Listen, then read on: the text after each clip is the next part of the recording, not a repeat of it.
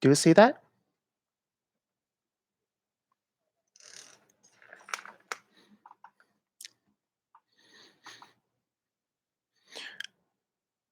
Hello, everyone. Getting ready. Yeah, let's wait for some people to get in first.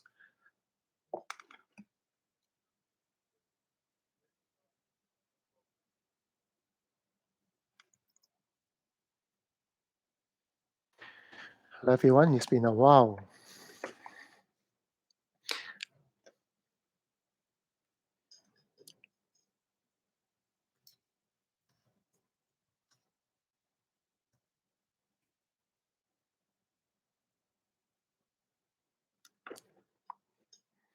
Yep, it's been a while.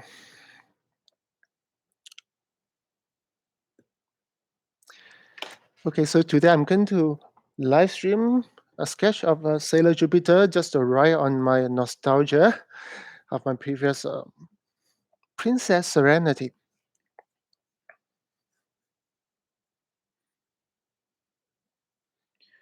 Yep, thank you. Okay, let me try to get everything ready. I'm testing out this new YouTube Live options.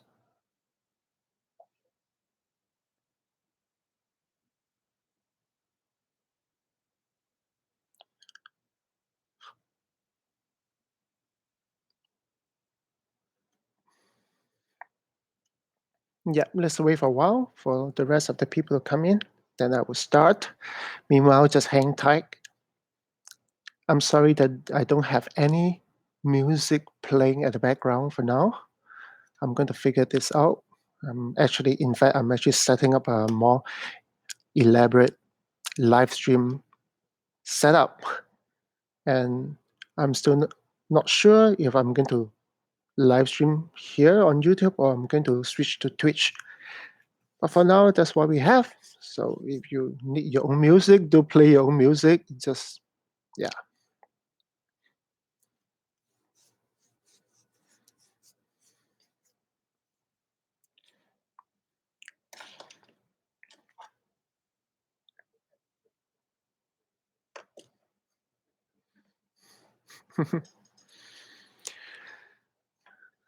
Okie dokie. Yeah, once we hit 200 people, then we can start. I hope so. Hope people still remember me.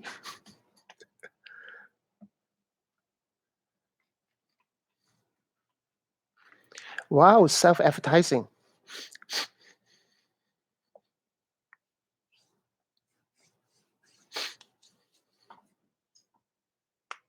Yes, I may switch to Twitch. Seems like a very interesting place to stream. The community seems to be pretty nice. So yes, I may.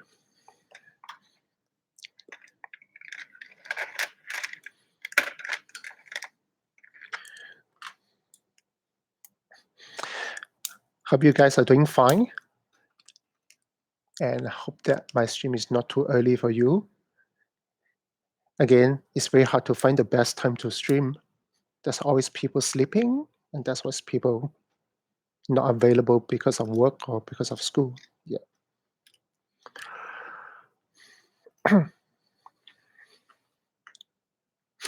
Thank you. Okay, I think I will just start. Anyway, yeah, if you guys have any questions for me, hopefully I can catch your message. If I can't, if somehow I missed it, I do have many friends here who may be able to answer the questions on my behalf. Yeah, and I will may give you some time, or I should give you some Q&A time later on during my break. So yeah. Okay, so here goes. I've done the sketch this afternoon. So now I'm going to ink it.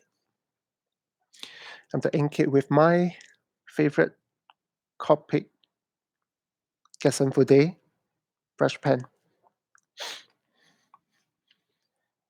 Oh, I'm not blocking anything. All right.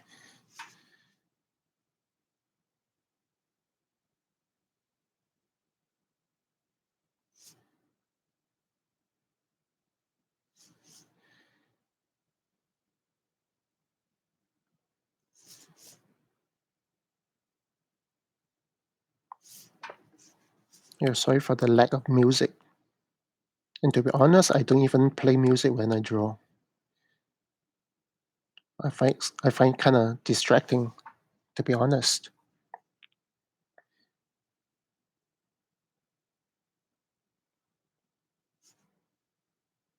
If I do listen to music, I will listen to something light, something that I don't have to force myself to sing along with. If not, it will end up as a karaoke section instead. I hope the quality of the stream is good.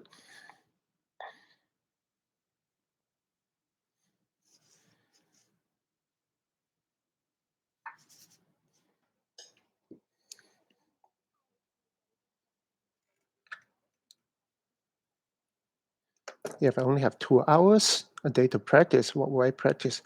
Well, to be honest, it solely depends on what my focus is at this point of time. I would say that foundation training is always important. If you or if you like to draw characters, then of course anatomy is an obvious area to practice. And always bring along a sketchbook with you whenever you go, so that you can do some live study during a lunch break or when you're on the train, on the bus. Yeah, just find something to draw. For example, like today, you may want to focus on just drawing hands. So you're looking at people's hands and try to draw.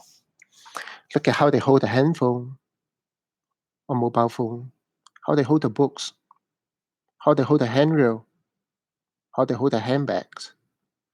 Yeah, just focus on that.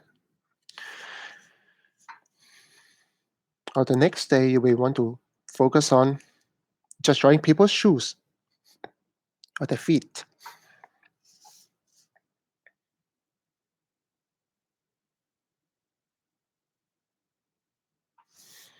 I always enjoy the live study way more than, for example, study from photos.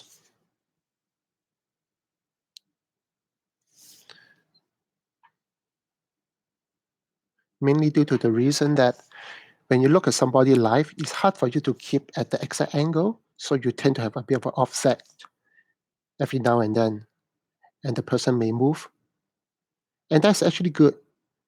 You tend to understand the relationship of the body parts of the structure based on the offset, so you can actually learn a lot more and understand the shapes and forms in a three-dimensional space.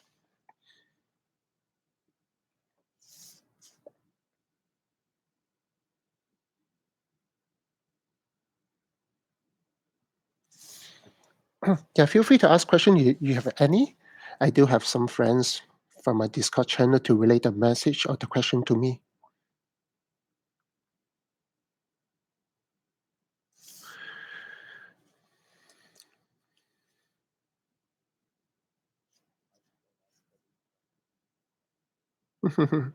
Yeah, it's not that easy to live study, especially. I mean, naturally speaking, if you see people draw live, you tend to look at it. So when you draw something in public, people tend to look at it. They find it very fascinating to see people draw. So do expect people to try to peep into what you're drawing, or some of them feel a bit more cautious when you're drawing them. Yeah,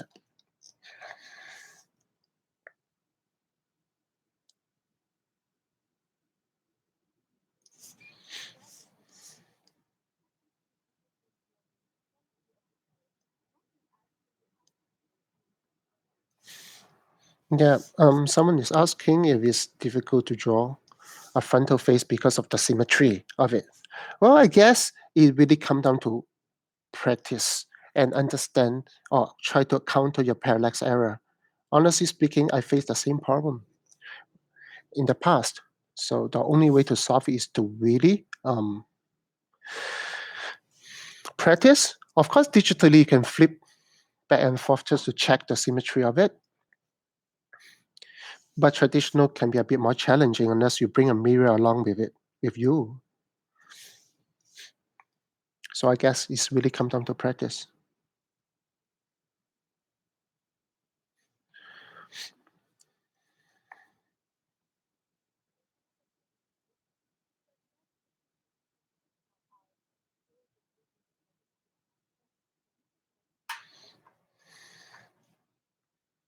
Yep. So is it important for you to switch from? I mean, how is it like to switch from traditional to digital? Yes, there's a bit of fear for sure because of the lack of understanding of the medium. But I would say that based on my experience with my students or my friends, usually it take you about a few weeks to a month to fully get used to the new medium. I mean, the digital medium, which is not too bad. I mean, learning the software can be a bit more challenging because there are a lot more functions you have to manage. So let's go simple and try to use the simple brush, even the round brush in Photoshop or in other software like Manga Studio, Comic Studio, or Ping2Sai. I mean, try not to be too overwhelmed by all the available functions. Just go with something simple first to gain some confidence. Yeah.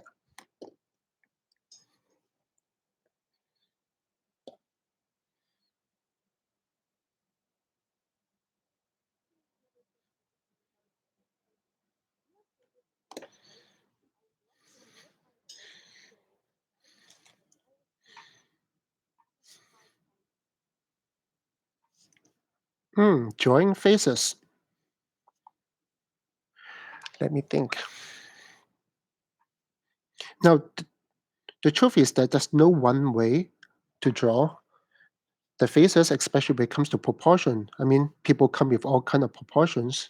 At the end of the day, you have to draw something that you personally feel appealing to you. So find your own sense of aesthetics. What make it look good to you is actually really, really important as artists.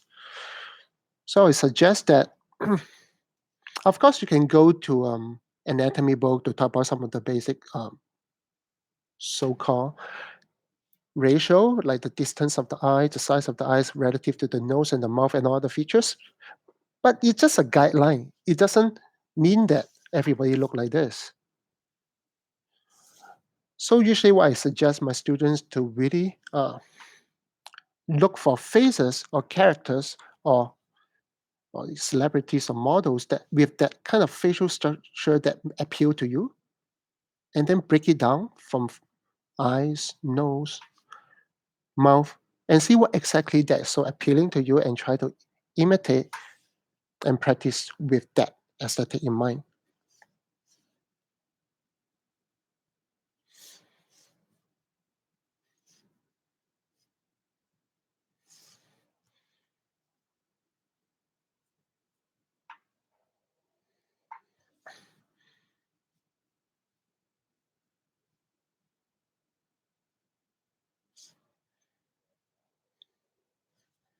Yes, I'll be at San Diego Comic Con as usual. This is my usual conventions. I only go for two shows in US.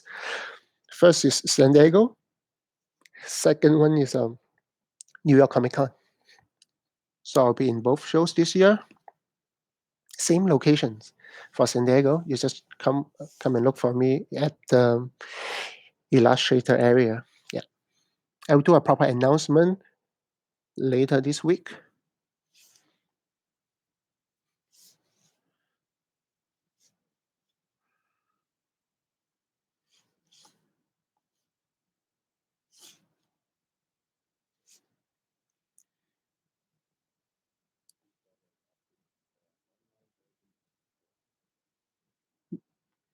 Yeah, unfortunately, I do not have any online courses available at this point of time. Um, I guess the school really taking up most of my time, and on top of that, I have to manage my commercial projects, um, my own personal projects, my family, and my online community. So I don't think I have any more time to do any online classes.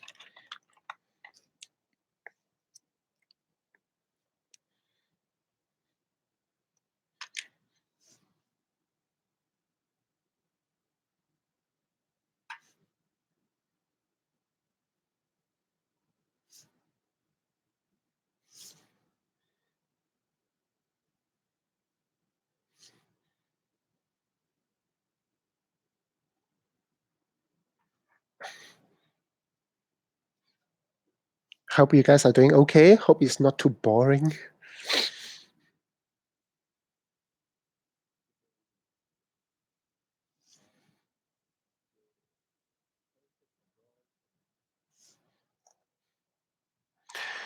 There's a lot of drawing hands. Yeah, I do. Maybe I can do a bit of a demonstration later on. Let's see how it goes.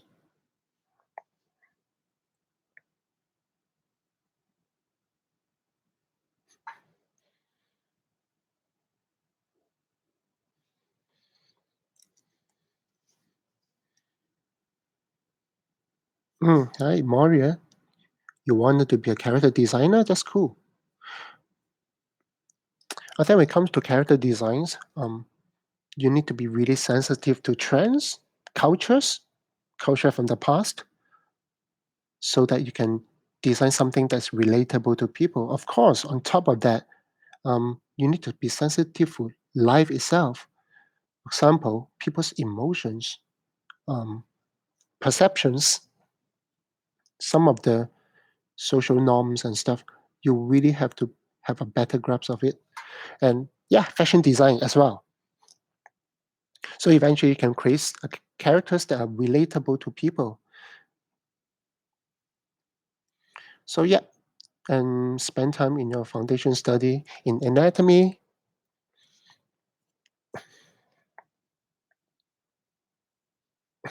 And anatomy is such a big subject. We are talking about first we talk about drawing bones, drawing muscles, then drawing skin that wrap around everything, and then talk about age, gender, then you talk about body language, expressions, and actions, postures. There's really a lot to learn. Yeah.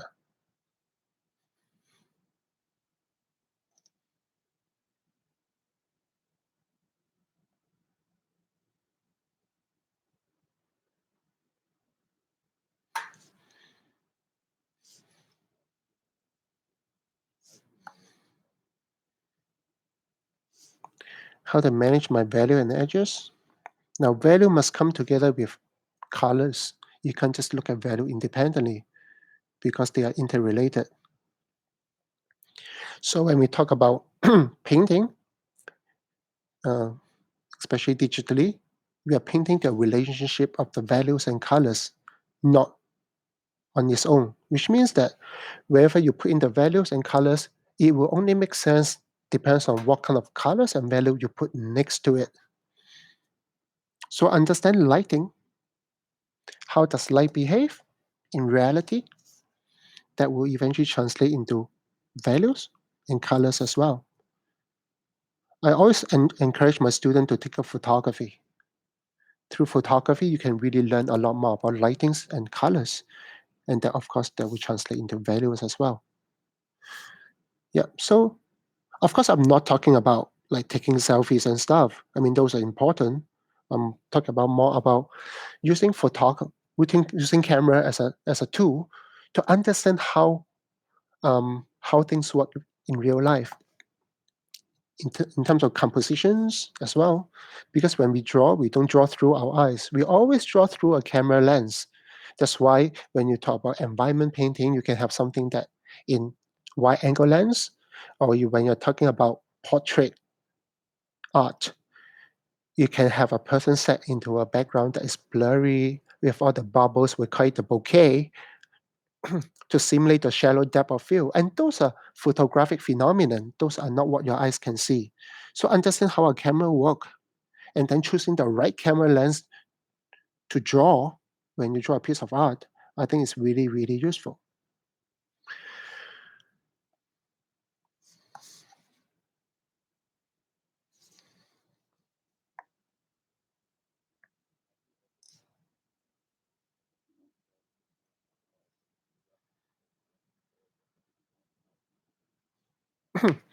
Not happy with your work? I guess this is something that we all have to face perpetually. I mean, am I happy with my work? Well, upon completion of the piece, maybe I'll feel quite excited or happy that I did a pretty good job. But if you ask me, in a month, I may not say the same thing. So we always see the flaws, something that we can improve on from the work that we did. I guess that's okay because you did your best based on your limitation or what you can see at that point of time. So I guess it's fine to be a little bit dissatisfied with your work after a long period of time.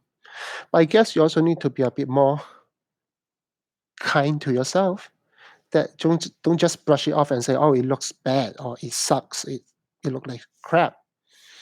Take the opportunity to find out why it looks so bad. What are the areas that's lacking?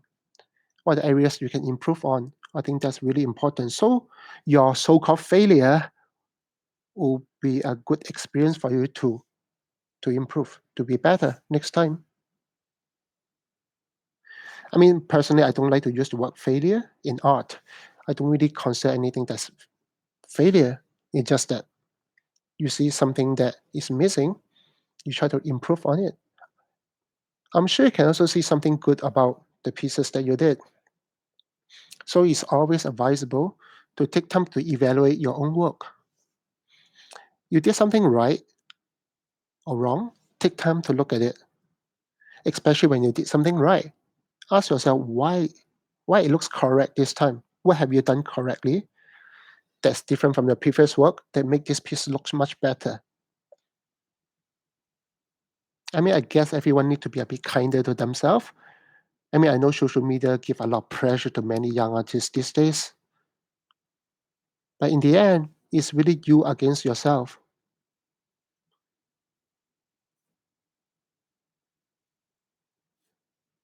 Just try to enjoy and have fun with it.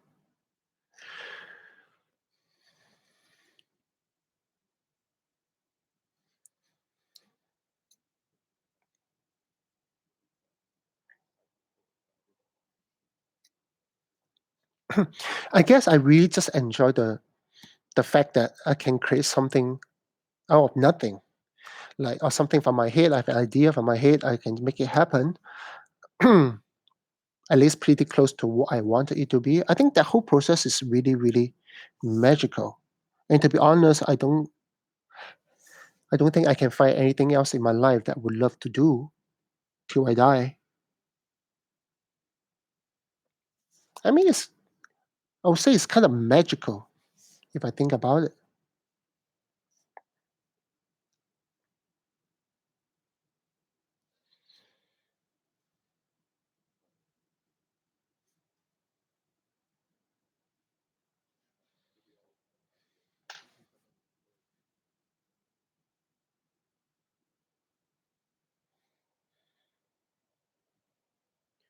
What can someone look forward to? Sorry, I couldn't get I didn't get the question. Ah, okay. If you talk about joining my school, you expect a lot of fun. That's what I promise. You expect a lot of growth, and you also expect a lot of stress. It's not easy course, to be honest. And I can see how tough it is when I look at some of my students struggle.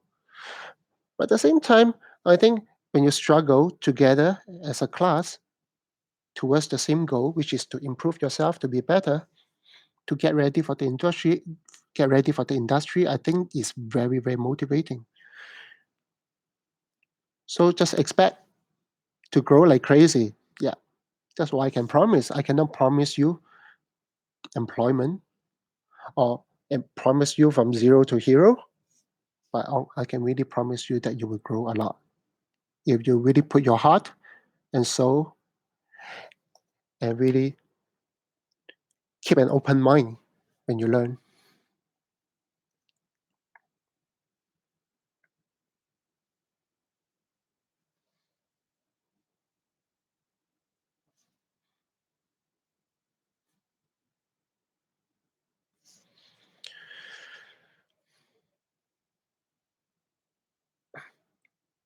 Art books. Well, I try to come up with art books every now and then. The latest one I did was the last year's Inktober book. This year, I'm not sure. I do plan to release another Inktober book. after I'm done with this year's Inktober, which I want to try something new. Yeah, something different from last year's.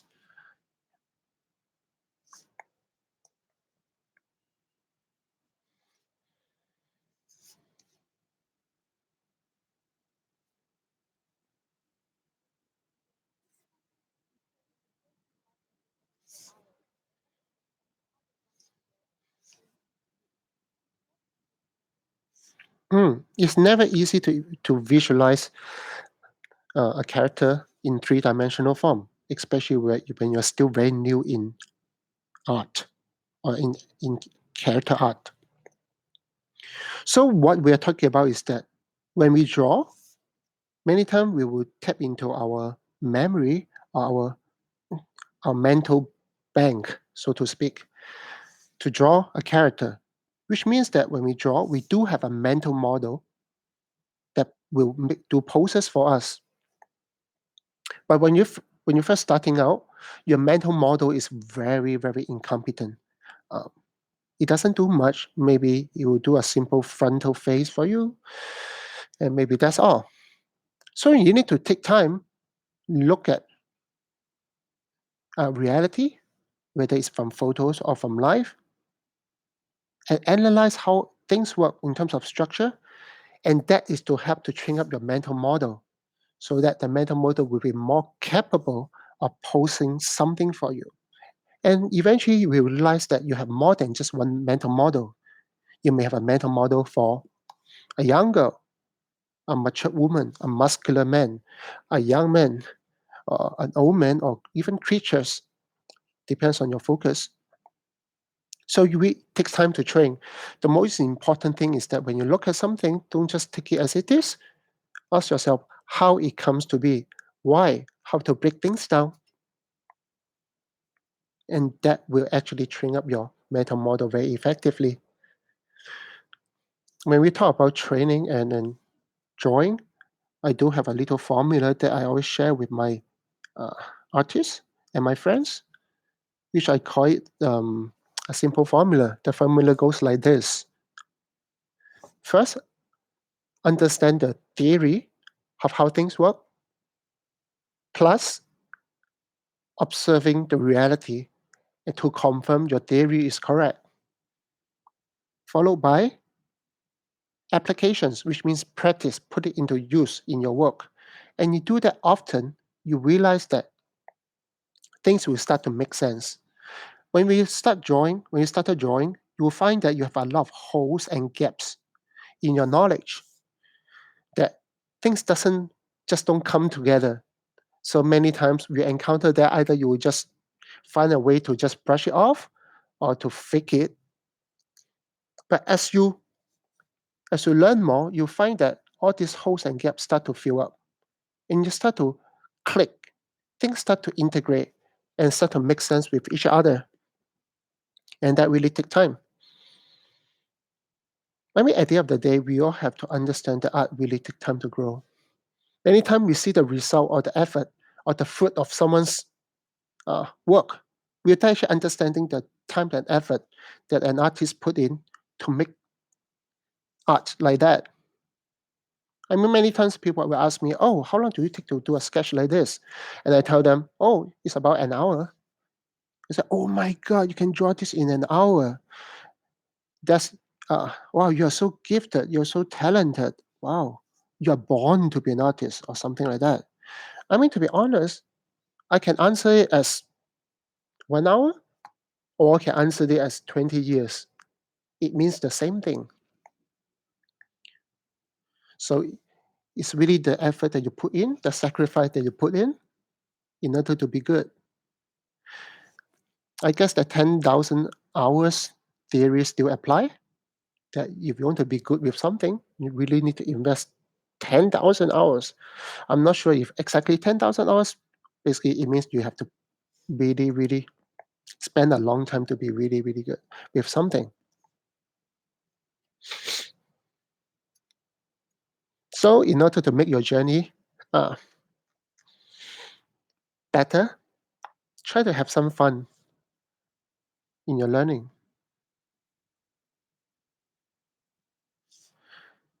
and try to gain some victories in your practice, which means that do something small but do it well, and that will propel you forward.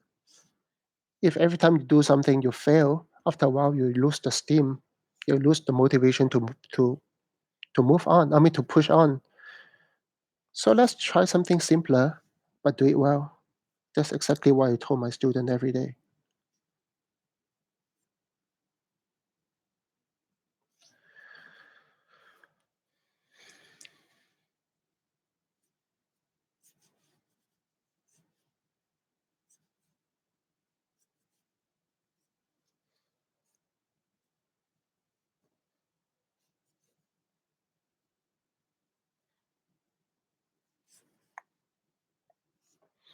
For those of you just come in to my live stream, welcome.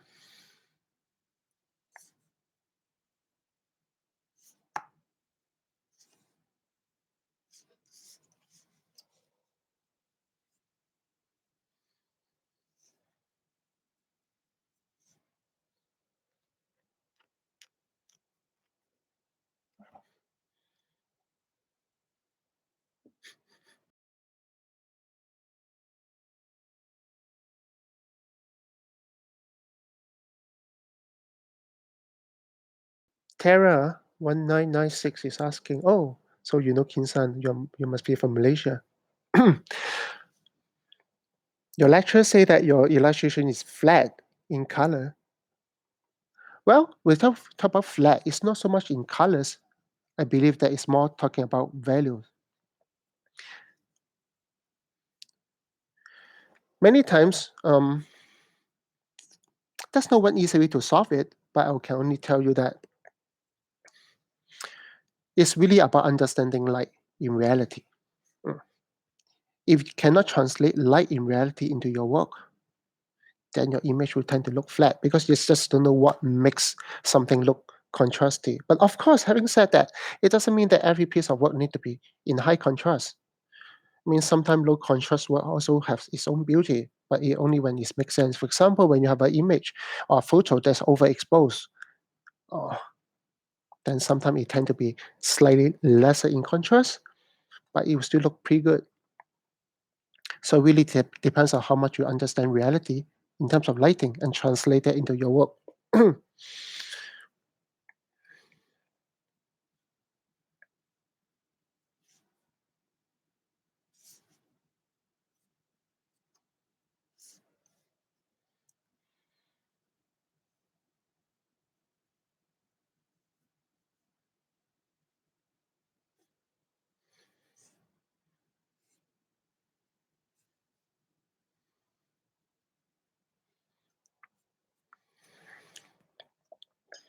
In fact, for some of you who like to draw or paint, I do encourage you to join my Discord channel. We have a lot of members inside, and we talk about art, uh, commenting, giving feedback to each other's work on a daily basis, 24/7. So it's a very, very fun and positive community as much as we can. And I do see a lot of them grow a lot. Even personally, I'm really active there. I'll tend to chat with them, sometimes do live chat or even Google Hangout.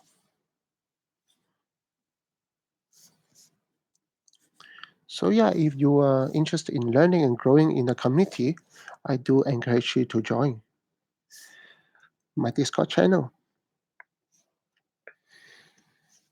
It's free anyway.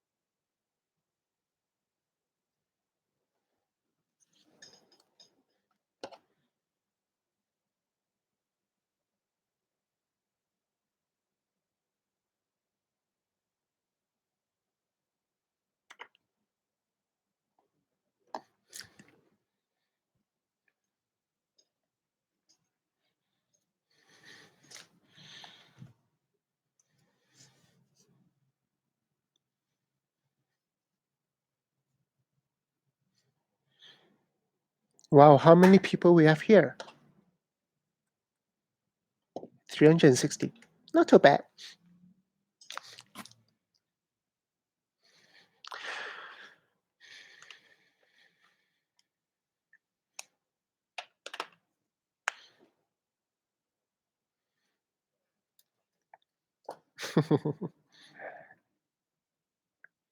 Yeah, I've been so busy with my life. Just being able to live stream is quite a luxury at this point of time. Yeah, but I try if I can gather enough momentum to get back to this.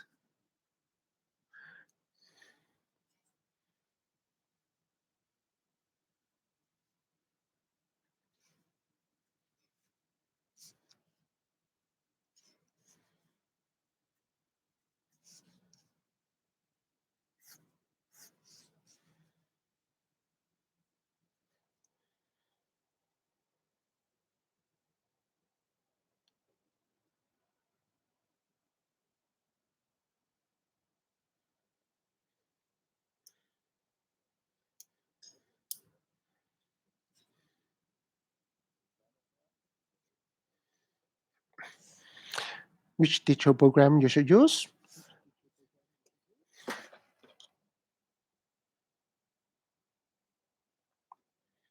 I guess the best, I won't say the best, I mean the industry standard one will be Photoshop.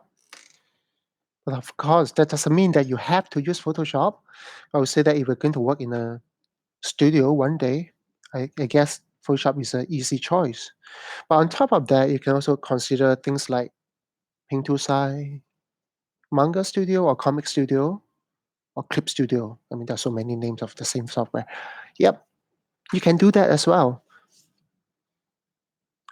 I mean, budget is a concern. I think Manga Studio or Comic Studio or Clip Studio um, is really, really affordable. Sometimes when they're like holiday sales or special sales, you can go as low as like $20, $30, which is really pretty good deal. You can draw, paint, making comic with it. Yep.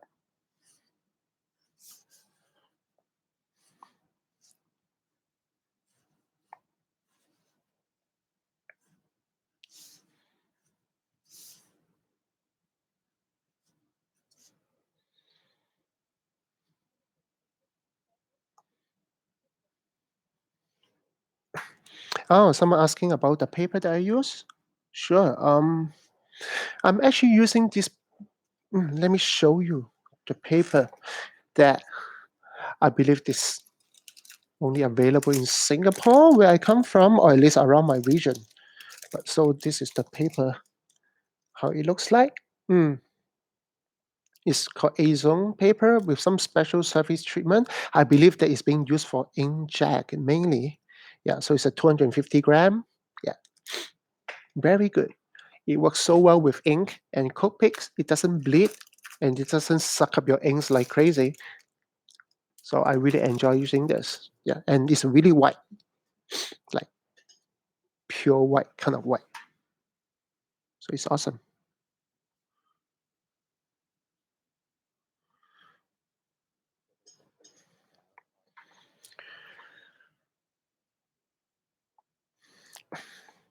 No, I have not tried any Huon's display tablet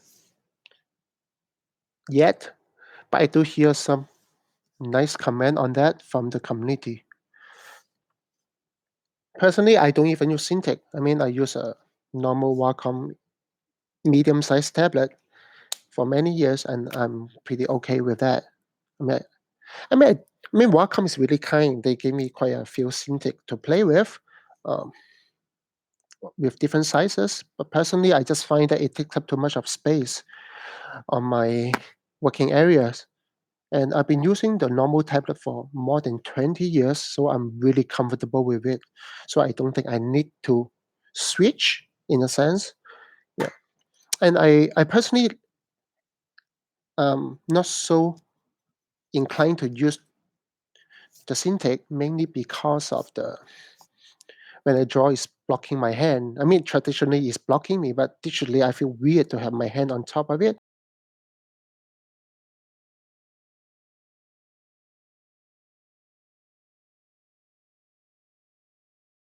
feeling. Yeah. But having said that, whatever tablet that you guys are using, as long as you enjoy using it and you get the result that you want, I think it's totally fine. Mm. I always think that the best equipment that you can have or you can use is the one that motivates you to do something. So if you have a tablet that motivates you, for example, a Cintiq, oh, having a Cintiq just make me feel like drawing more. I guess it's a good investment. I mean, if financially you can.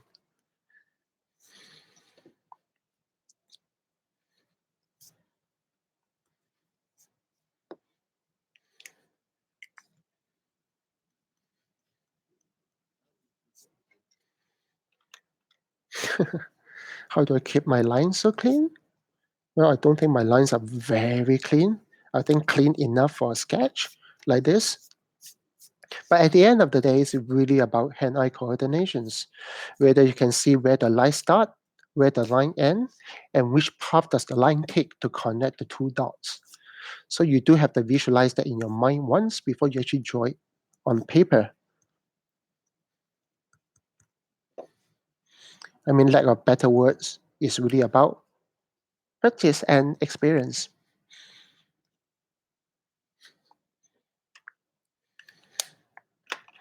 Okay, I kind of done with the black ink, so now I'm going to do the gray ink. So I'm doing the gray ink, and then I'm using the Pentel artist brush for the gray, and it's sort of refillable. So once you run out of the ink, you can just exchange. You can just like swap the back part of the cartridge, yeah, with the new one. Mm.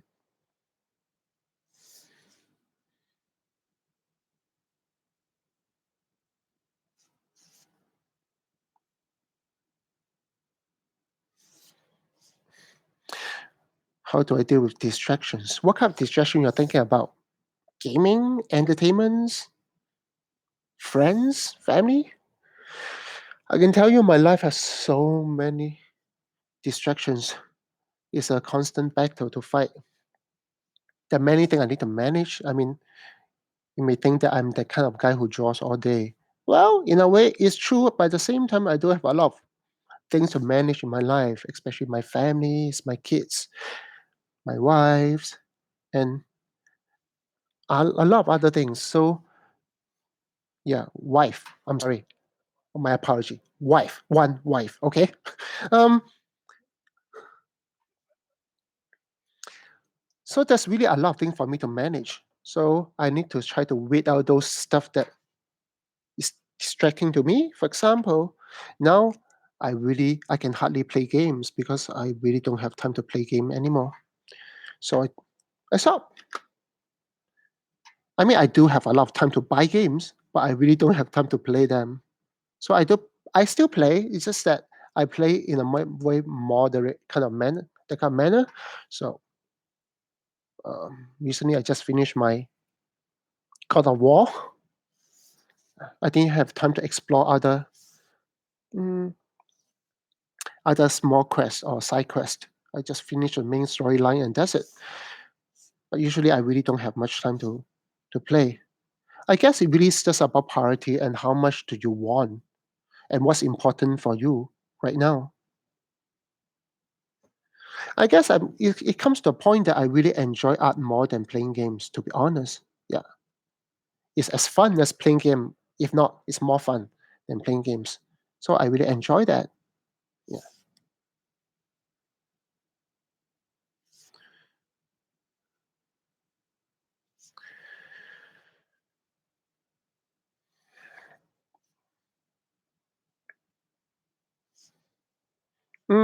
It's really, really hard for me to do that. I mean, it would take up a lot the effort for me just to do some tutorials.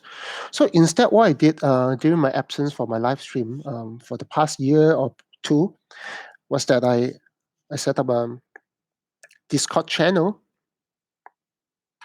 so that we can have some kind of community learning environment, which I myself and many of the great artists came in and contribute to this community, so everybody can learn from each other and grow up together.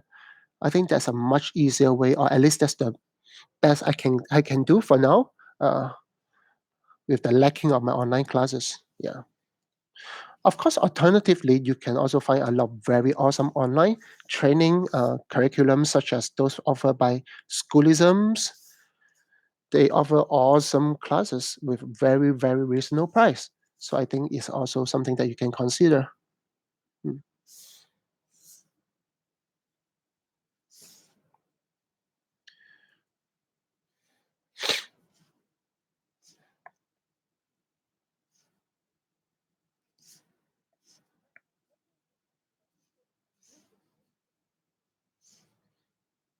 Oh, that's a very generic question. What I suggest for those people who are new with painting, do something simple. Get used to the software, get used to hand-eye coordination with the digital medium, especially with the tablet. Um, Actually, many of the digital knowledge that you have in painting also come from the idea from the traditional drawing. There are some website that I think is pretty good. I mean, in fact, nowadays you can see there's so many other YouTube channels that provide tutorials for free. So I guess don't get overwhelmed by the so-called availability of all these online resources. Just focus on one, um, and just learn from it. I mean, there's no really right or wrong to do things or to do art. There's some more effective way, some are less effective. But as a beginner, you can really just uh, focus on one particular area. For example, if you like to draw characters, then just focus on anatomy studies and do basic anatomy painting by, as I mentioned earlier, observe reality and apply that into your work and focus that. Mm. I can tell you all this, even for character art, is a lifelong learning. I'm still learning every day.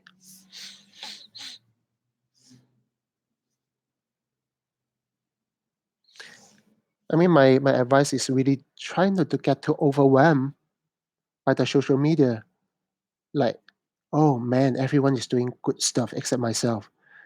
Everyone's is so awesome except myself. I mean, those will give you a lot of unnecessary pressure.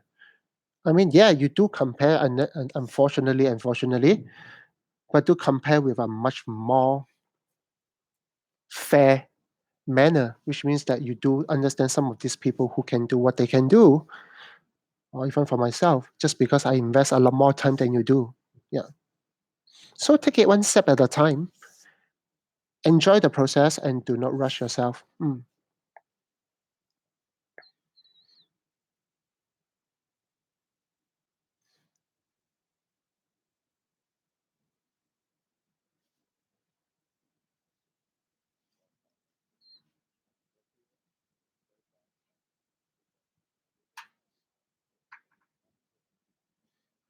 Mm. Yeah. If you think you can't draw without reference, I guess it's very normal because the fact that we all draw with references in our head. I mean, there are only two kind of reference you need to use. You have to use one or the other. One is visual reference, something that you see from photos or from life, or reference from your brain, something that's stored in your memory that you can use that to reference. The reason why you can't draw without looking at some things, sometimes it's out of fear, but sometimes it's really out of the lack of understanding of how things really work. I mean, we can sort of draw something. I mean, I remember when I was young, when I draw muscles, I really draw like blocks, like rectangle blocks around the body. So those are the perceptions of how things look in reality, but not exactly how something look like. So what you really need to do to really spend time to focus on looking at reality and understand how things come together, not just visually, but conceptually. I mean, like in terms of theory, how things come together. For example, from bones to muscles to skin, and then slowly apply into your work. It's no problem. I don't think there's any problem using references. In fact, I strongly encourage you to use reference because, as I mentioned earlier, all of us use reference. It's just either reference from your head or reference from what you see. There's no pride in drawing something that looks wrong but not using reference. I mean, we all reference from everybody when we learn. when we were young, like when you learn your alphabets, you don't learn by meditating or learn by try to figure the alphabets out. Someone taught you, your teachers, your peers, your siblings, or your parents. It's the same thing. You really need to understand that we just can't draw what we don't know. So the only way to deal with it is really to understand how everything works, so that you can translate that into your art. Yeah.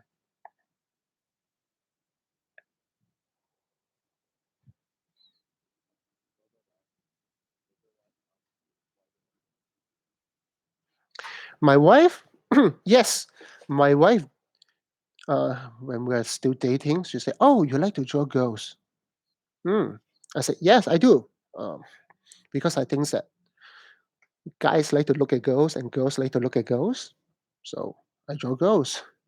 But I make her a very big promise that I will never look at girls or draw any girls who is prettier than you. That's my promise to her. So up to today, no problem.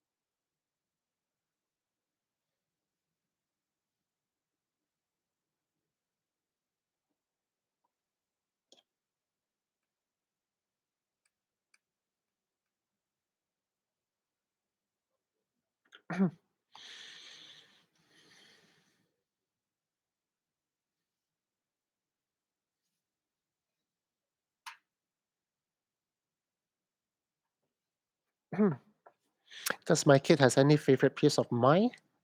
I don't know. I've never asked them the questions. I mean, but of course, now I have two boys. They're now 9 and 6 years old. So they're very much into superhero stuff. So I guess when I draw superheroes, for example, Batman or Superman, I think they would tend to like it. But I've never asked them which piece of art of mine that they like most. Maybe I should. Yeah.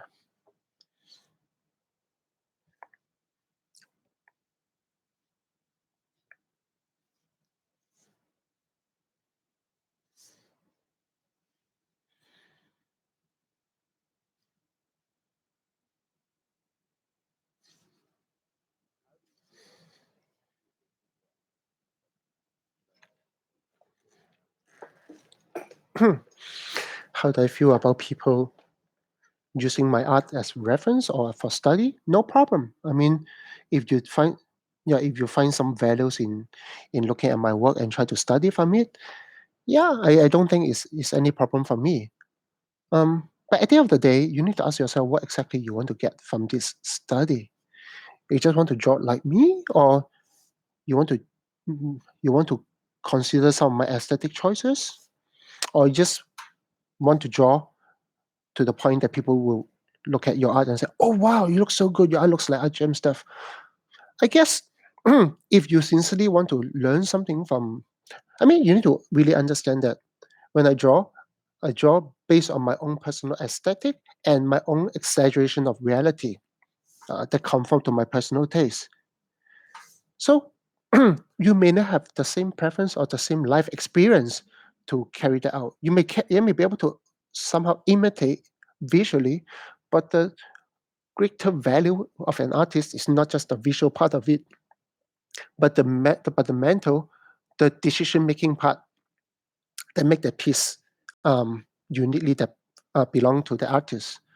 So I guess if you want to learn to draw, I mean, learn fundamentals about poses or expressions or painting, I think it's much more effective to learn from reality, to really learn from photographies and learn uh, how things look like in reality, and then try to translate it into art. I mean, there's nothing wrong if you want to use my work for as a reference, wherever you think that is useful. By all means, do it. I mean, if you can, do give me to credit me to cite the source of your inspirations, not just me. Any artist that you use for reference, I think it's really good to include our names or hashtag us. Yeah, because next time when someone want to use your work, you also want them to do the same to you. Yeah.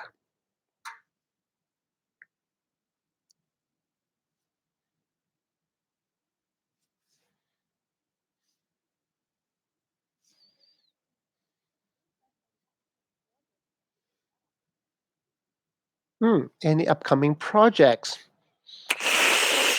Tricky. I do have a lot of project coming up, but let's see which one I can share without getting into trouble. Mm,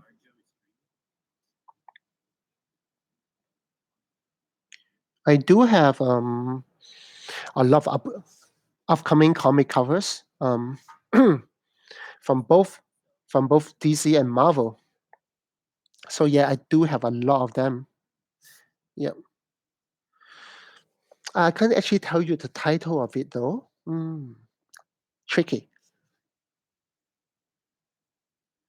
But nowadays, I don't really take on a lot of projects. Um, I do a lot of comic covers because those are just simpler to work on. I do. I still continue to design characters, design statues for companies like Sideshow Collectibles.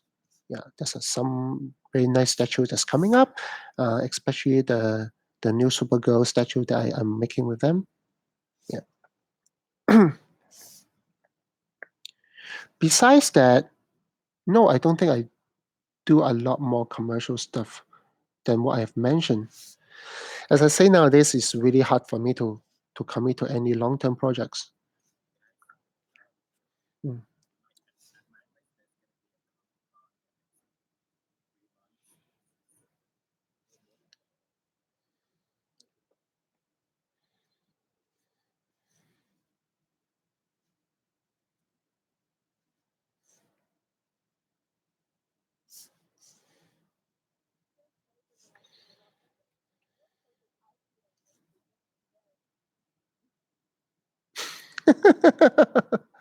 Interesting. What kind of art should you make to get girls' attentions?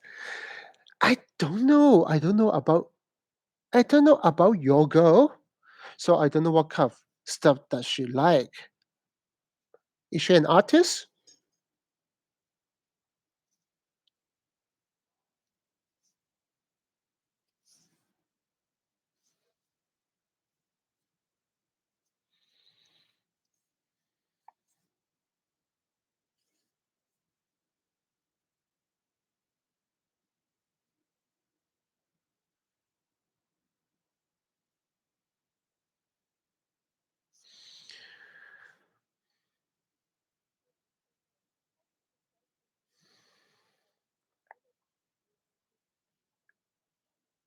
Hmm.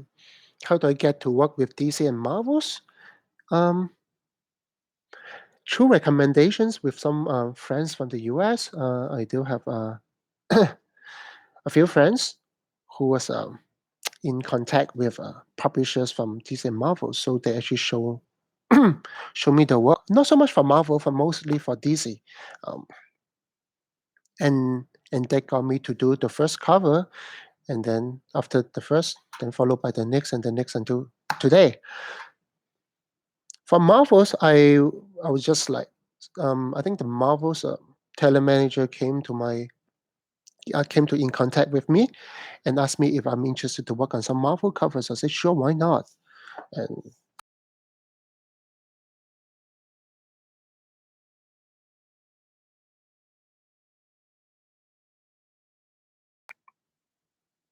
And they do contact me directly uh, on social media or sometimes through email and ask me if I'd like to work with them.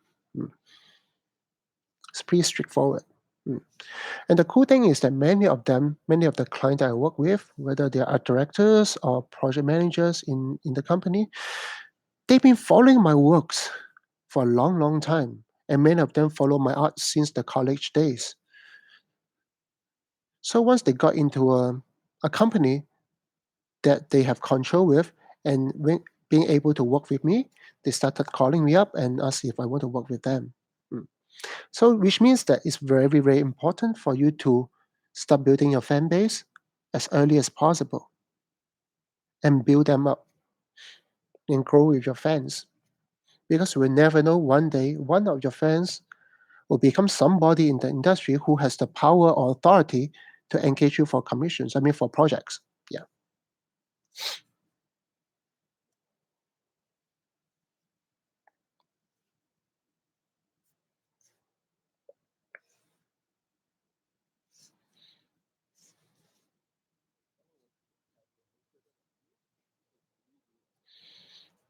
Hmm. Hmm. Do you think it's someone asked if it's important to you to have 3D knowledge in to be a character artist?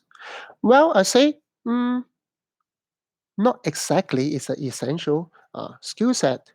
But if you talk about nowadays, you see a lot of character artists or designers. They use 3D in their pipelines. I mean, in the process to create pretty amazing visual. Well, I think it does have some advantage, especially when it comes to presenting your concept to clients who don't actually have the ability to visualize from your 2D drawings.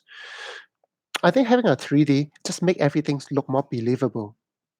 Lesser need of explanations, but just because the 3D will look pretty much like the actual product. So that will help to sell your concept much better. I do have friends who use 3D in their own creations as part of their process.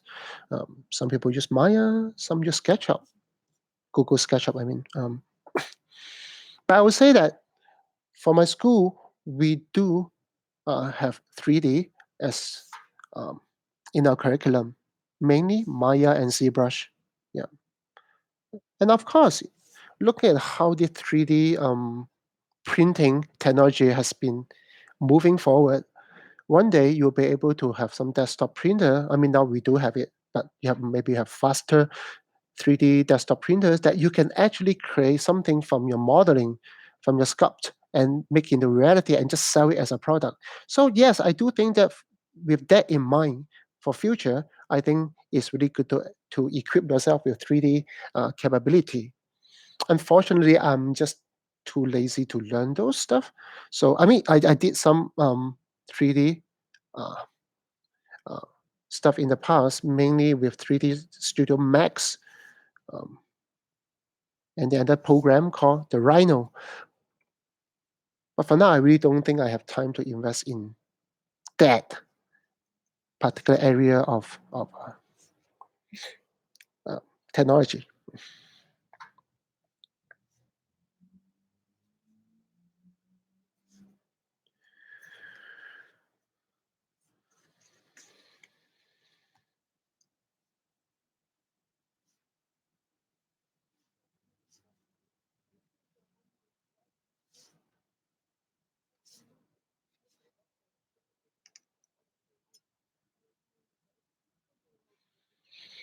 Hmm. I think nowadays social media play a really vital role in pushing yourself out in the industry. mainly because many of the companies, studios, um, game studio, they are very active on social media. I mean, just the fact that art directors, project managers, talent managers, they all are very active on social media. So if they come across your work on social media, there's a high chance for them to call you up and engage you for work. So yes, I think building your social media is pretty vital in this days and age. So yes, I do think that you need to focus on building that part up. Mm. And I think that benefit a lot from social media as well. Um, back then there wasn't even Facebook and Instagram, so my only social media was on DeviantArt,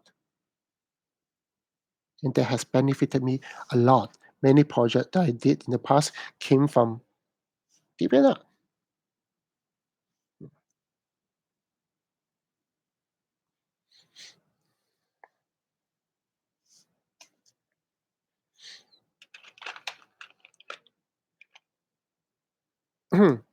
Usually, I would spend how long do I draw per day? Usually, I would spend about 6 to 8 hours every day, sometimes even longer if I'm not teaching, um, just to paint and draw.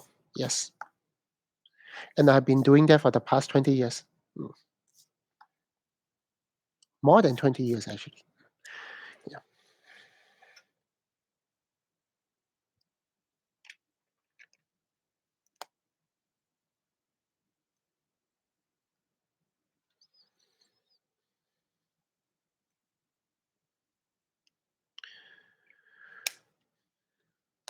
I think I'm kind of done with the gray ink.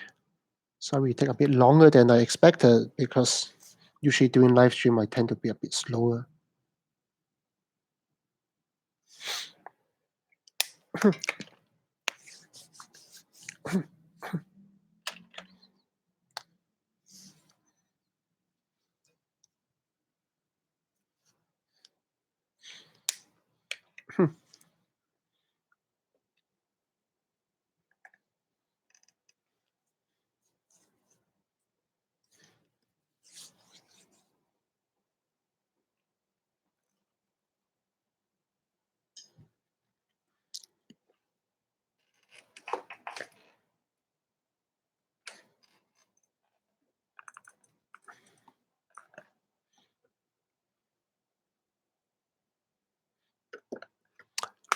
Okay, I'm going to take a short break, 5 minutes break, and then I'll come back and continue my coloring. So yeah, um, stay put, don't go. I mean, you can go grab a coffee, and then we'll come back and continue. All right. Mm.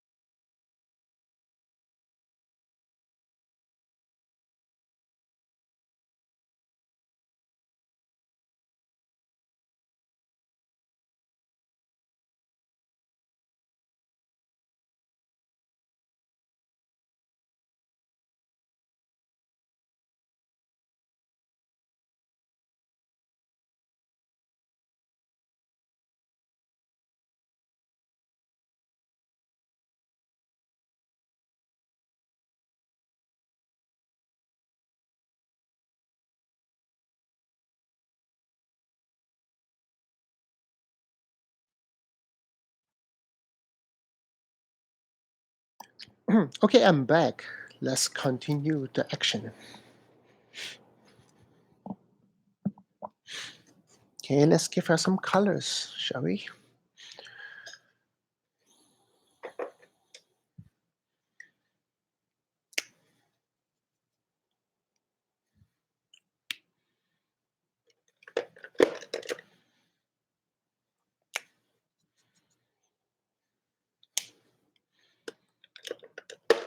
Let's find the right color for the hair.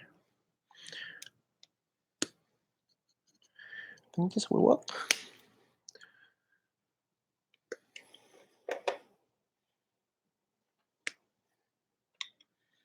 Yeah, it's important to take breaks, guys.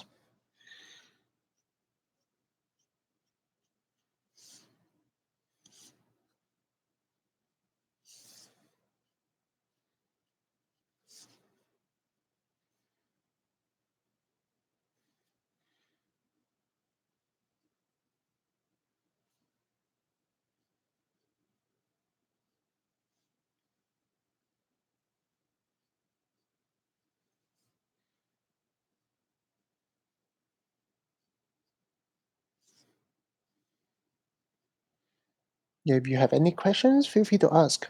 Hmm.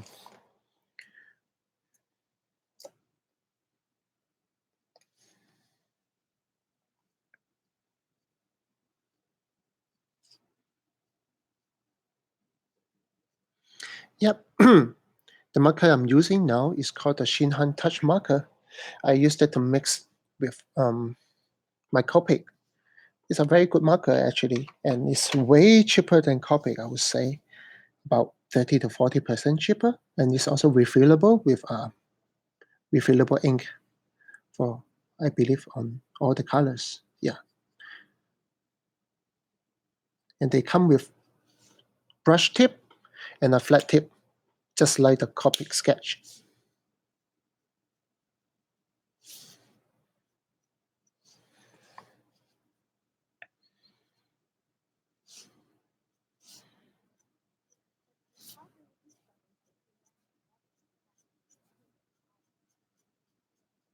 How do I learn? What? Oh, studying design. Oh, yes. I think graphic design contribute a lot to what I'm doing today. Um, Many of the graphic design theories or fundamentals is really applicable in art. So when I draw, I don't just think about drawing or rendering. I also think about uh, compositions and how to make it look graphic. In fact, when you look at some of my work, it does have a very strong graphic slant, and that's mainly due to my training in graphic designs. Yeah, and even how you market yourself, how to create own brandings and stuff. Those are graphic design knowledge. Yeah. So when I study graphic designs, I also study brandings, like advertisings. Mm, That really help. And on top of that, I really enjoy typography. So in graphic design, we do a lot of typography exercise, and that was also very much useful when I want to put together my own art books, designing my own websites, and anything else. Yeah.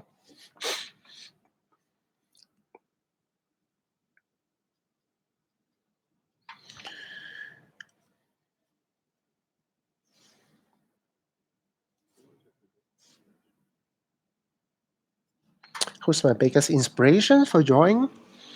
I won't say that I have one particular or one group of particular artists that inspires me.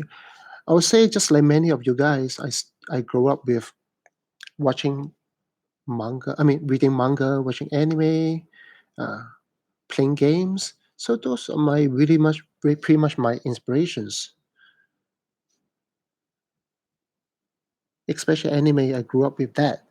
So as you can see that, although I'm working with a lot of superhero stuff, I do believe that I do have that slight anime slant in my art, which I personally really enjoy.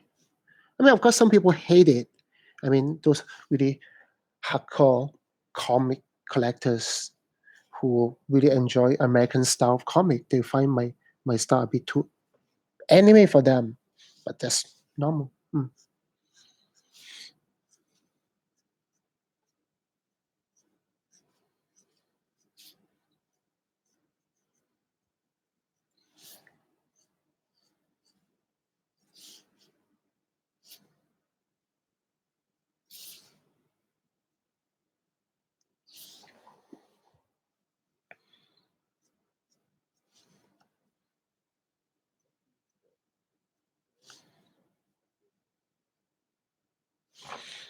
When it comes to art fundamentals, there's a lot of areas you need to pay attention to. For example, from anatomy, colors and lights, perspective, and aesthetics. Yeah, those are the building blocks, the fundamental building blocks for art, and you really have to invest time in managing those areas. But of course, it's kind of impossible to master everything. At, I mean, at the same time, so you do have to progressively invest time in these areas and see yourself grow step by step. Hmm. I guess the hardest to teach or hardest to learn is actually aesthetics. Basically, it means what makes some things look good to you, because aesthetics will have great impact in your final art style. And in fact, I always tell my students that when it comes to art, I personally believe that the battle is not about how well you render, how realistic you can draw the characters or the image, but more of what kind of unique style you can use to portray your work. And that's something that you all should strive for. Yeah. To find a style that's uniquely yours, and that will be the main reason for your art to push forward.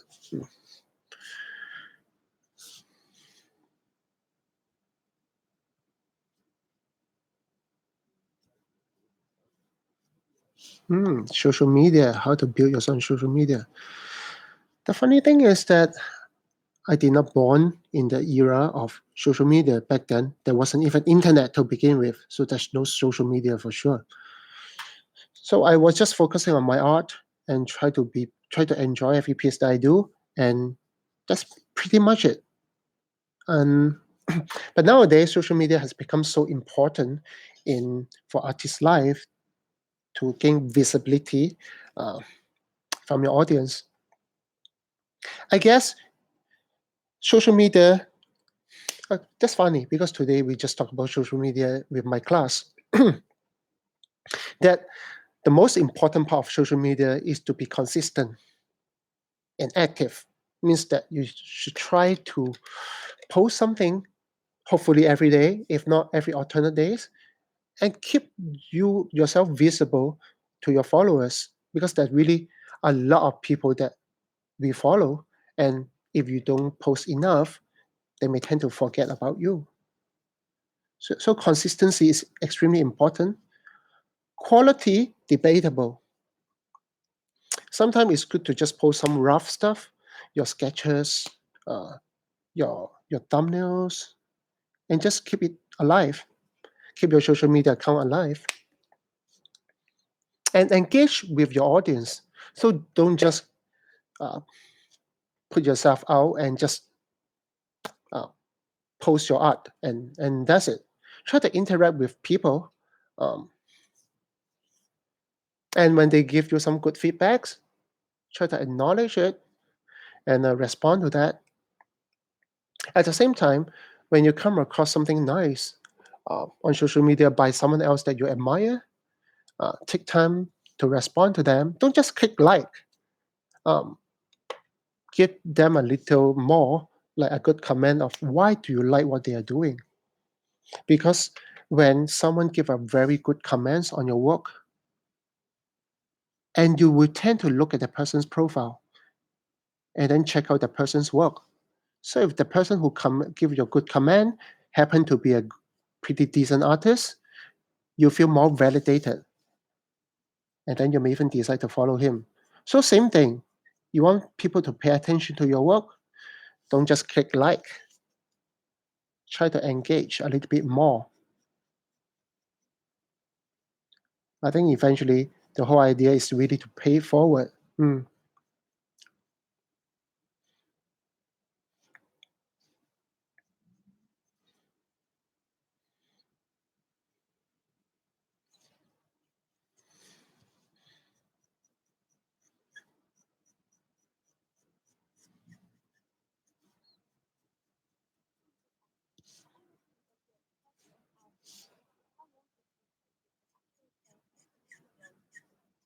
Hmm. No, as I say, I mean, we all also understand that art is a long learning process. So there wasn't one particular point of my life that I said, okay, now I'm ready to go. No, never. Um, I mean, even now, I don't think I can 100% sure that, "Oh, yeah, yes, I'm ready to go." I guess you just need to learn and do your best based on your current skill set and respect your clients and do the best for your clients. I think that's the best you can do.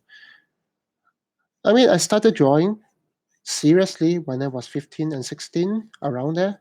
And I spent a lot of my times and even sacrificed a lot of my time with friends or family just to draw. Mm, Because honestly, I find it a lot more fun sometimes than going out with friends. Yeah, so I do that. And now I'm 44. So yeah, I spend a great deal of my time, like 25 years, to draw. Mm.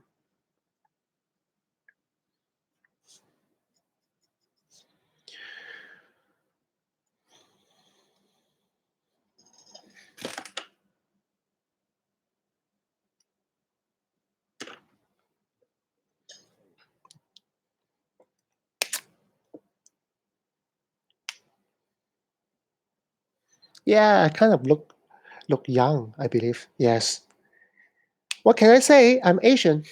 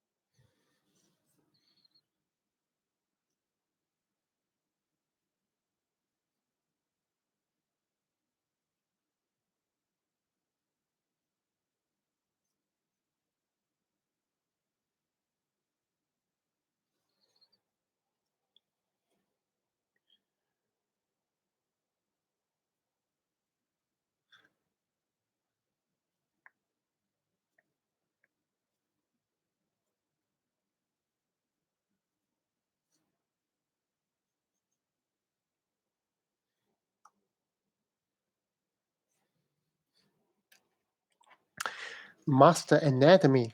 Hmm. I don't even think I master anatomy yet. So I'm still learning that part of it. But I can advise you that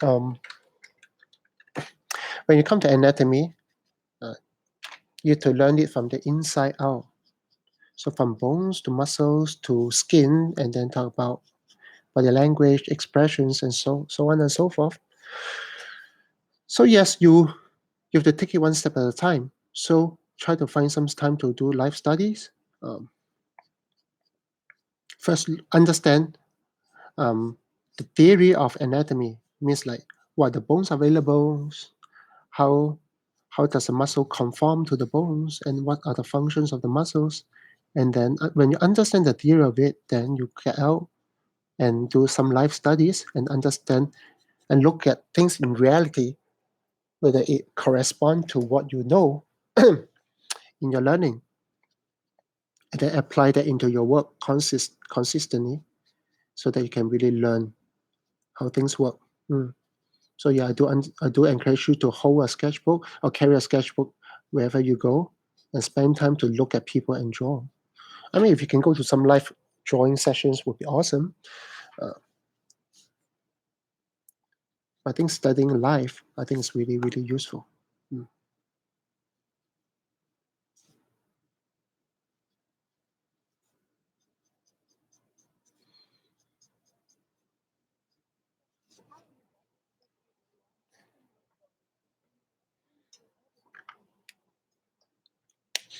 Yeah, okay. I think bones is slightly less critical. I mean, you need to know some of the major bones and major muscles because not all the bones that's within your body that can be seen from your skin.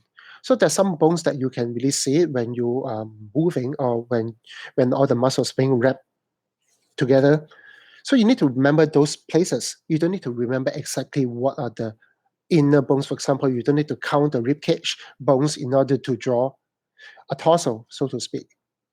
So it's more critical to understand muscles after how does muscle attach to the bones and what are the functions of the muscles, and then what are the muscles and bone can be seen from outside after it's being wrapped with the skin. I think those areas is important to know. Even for me, I don't think I can remember every single muscles, at least not the name. I mean, I do remember the major muscle groups, but I don't think I can confidently tell you that I can remember every tiny muscles. So that is something that, and it's less critical for me. If I really need, I can always look up references to back up some of the areas that I'm lacking. Yeah.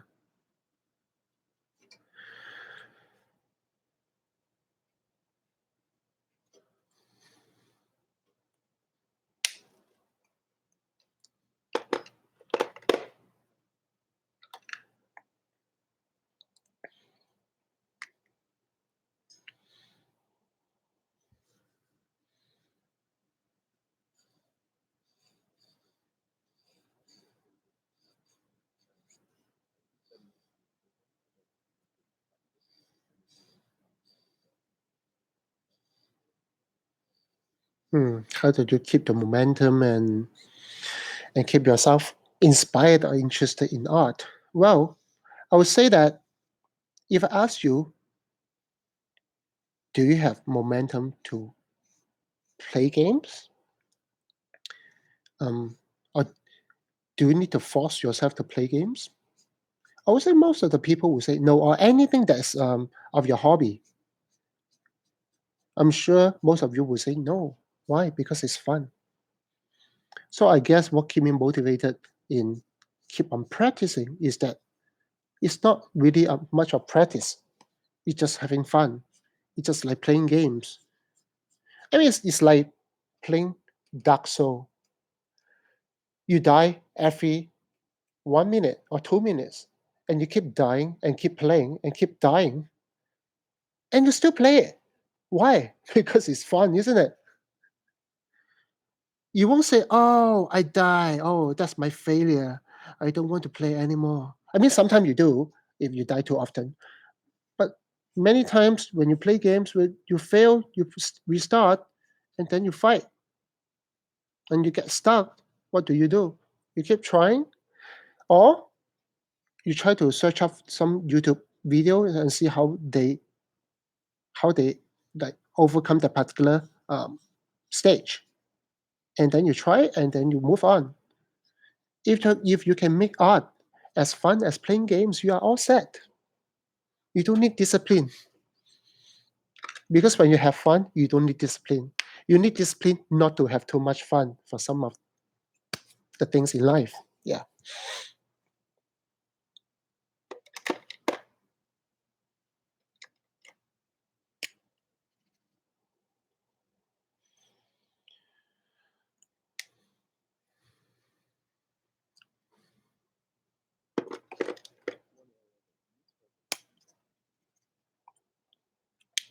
What's the one area that I'm struggling with?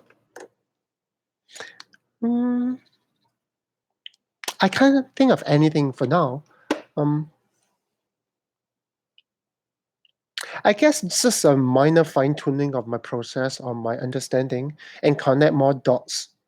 Uh, I think I kind of connected most of the major dots in my knowledge, but there's some small things that I may tend to overlook or tend not to manage too well, and I just fine tune those areas. Yeah.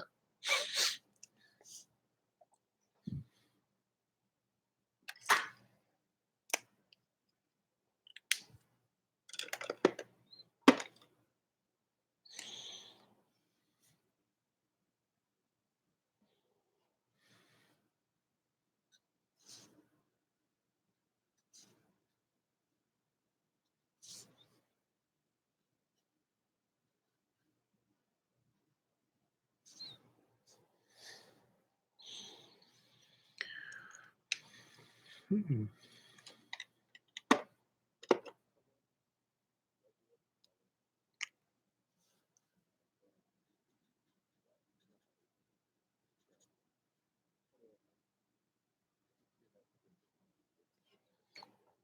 28?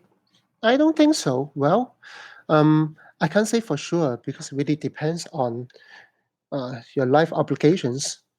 If you have a family, some mouths to feed, or if your parents are already in the retirement and you need to support them financially, yes, that will impose a bigger risk for you to switch your career.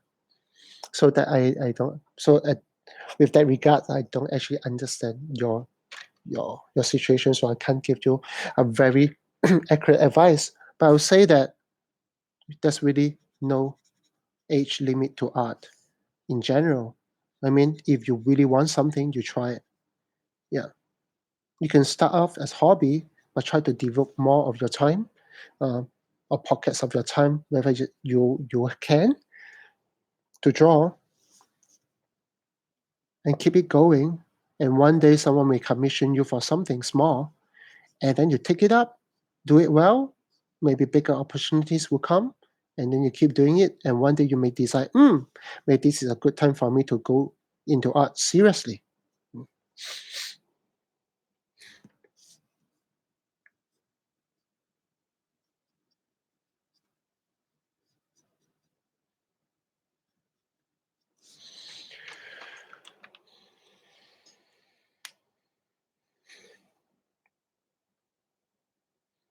Okay, someone asked me about uh,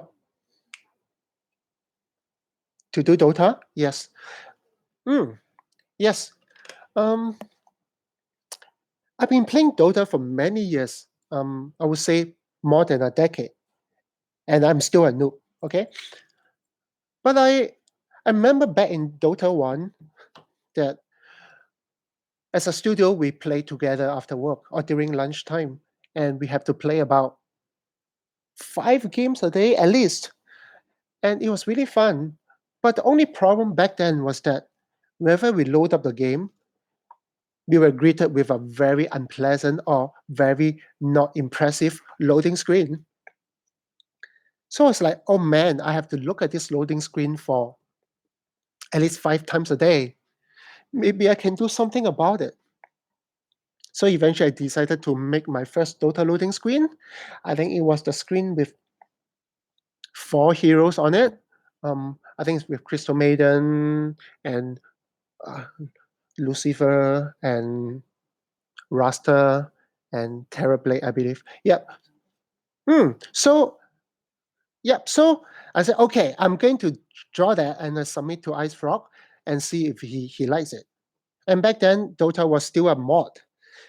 Dota was still a mod, so it's easy. So I just send it over, and Ice Frog said, "Oh, I love it. Can I use it?" I said, "Sure." So the subsequent version, I have my loading screen on it. So I said, "Okay, now I feel much better playing the game 5 times a day." Yeah, that's how it got started.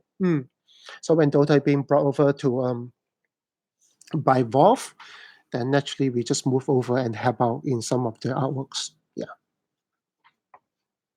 So it all started off as a fan wanted to make something better for them for free, and that somehow pay off quite well.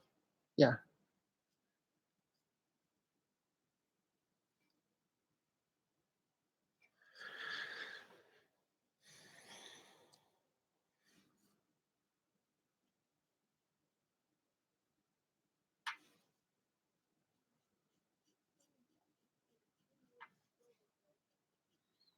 Yes, this stream will be is recorded and should be available after it ends. Yeah. So you, yep. So if you miss out some of the earlier stage, you can yes definitely catch it up later on. Mm.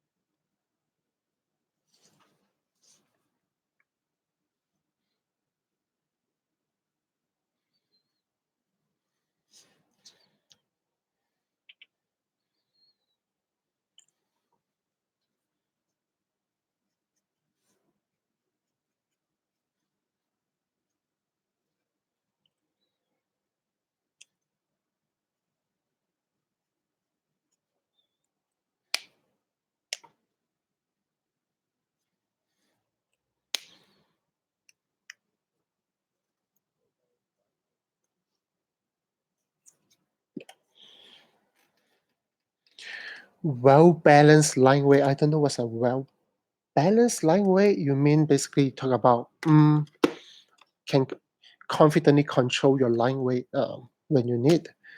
Again, it's really muscle memories. There's no really tricks to that. You just need to bring up your hand-eye coordinations and study some other people's line work and see what kind of decision they make when they draw their lines and apply that to your work. Mm. I can say most of the time, really, honestly, it's really muscle memories. There's no really tricks to that.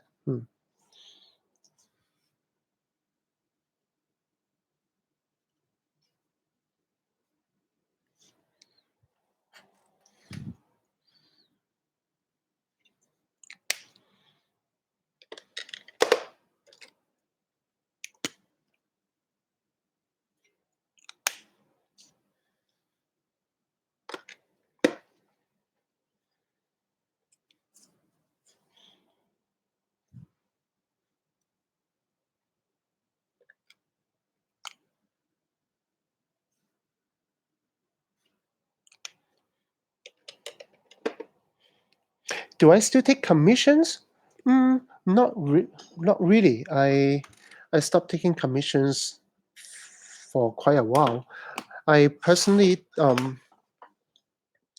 most of the I mean, most obvious reason is that I really don't have time to take on any more commissions on top of whatever I'm having.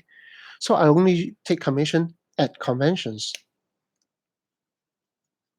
or I will just draw some random sketches like what I'm doing now, and then post it on my online store for people to purchase.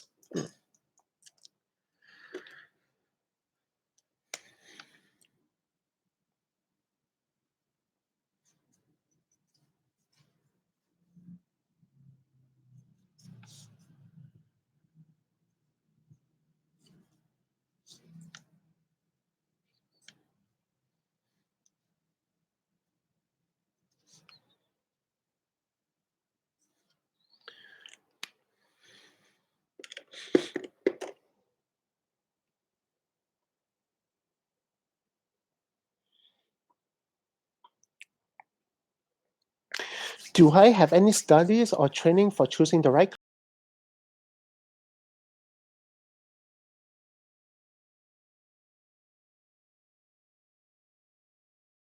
color? Firstly, I'm not talking about aesthetically. I'm just talking about realistically. You have to really study how things work in reality. How does color look or change based on different lighting situations, and then apply into your work? I realized that there's one website that's really useful for understanding colors and lights. Um, it's called Hue Velo Chroma. Let me type it out for you. It's called Hue Velo Chroma.com. Yeah, it's a site that talk about the phenomenon of lights and colors in a more scientific manner. Although it's a bit hard for some of you, even for me, but I think it's really useful and helpful. So do consider that. Just read up a little bit.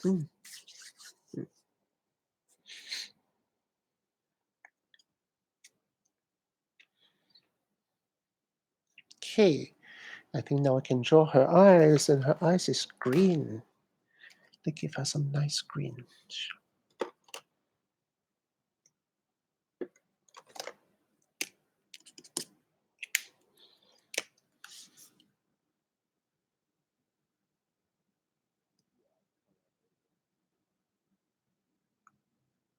Why do I add colors over the gray?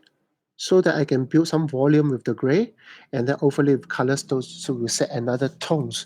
It's a darker tones on top of the color that I apply, so give a little more depth to it without actually using multiple colors to get that result. So for convention sketch like this, or quick sketch like this, I think it's very effective, and it gives a sense of depth without applying different colors of the same hue to achieve that result. So there's something that I sort of picked up or developed during my last year's Inktober, uh, and that's become very effective for me to do commissions at conventions.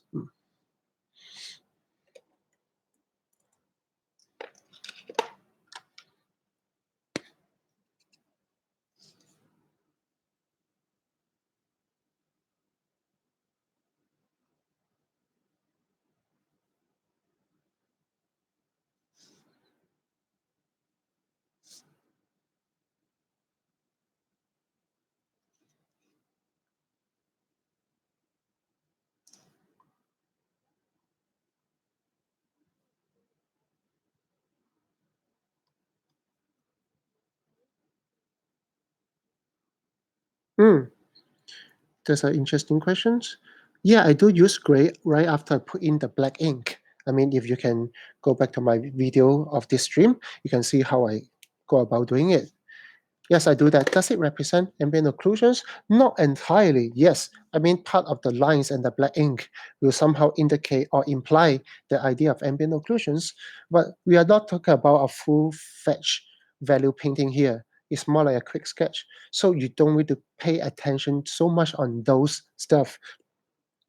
And yes, some of the gray will eventually contribute to the idea of occlusion, but it's not entirely done for that purpose. It's basically to give some sense of depth with a very limited time. Yeah.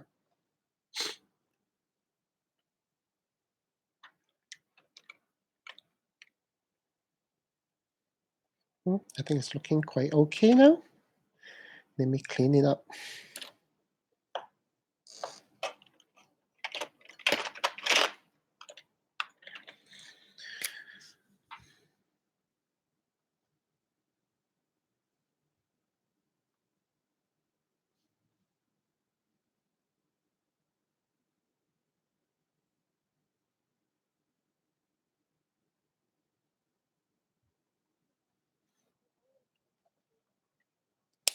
Yes, I do tend to do the eyes last. I think that's a very Asian things. We always leave the eyes last. Mm, I know. I just feel that is like the most important part, and I want to like save it for last. So yeah, it don't have to, but I guess it's just become part of my habits to do that. Mm. It's like, oh yeah, finally it's done. The eyes are there. It's like injecting the soul into this painting.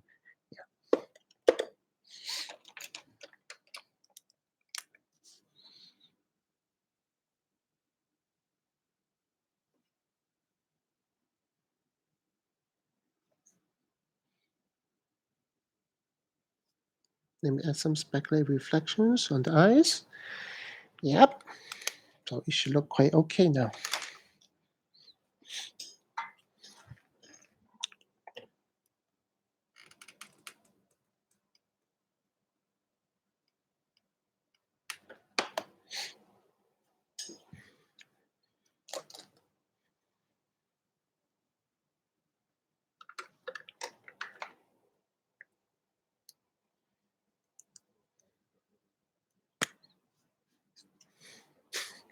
Procrastinations.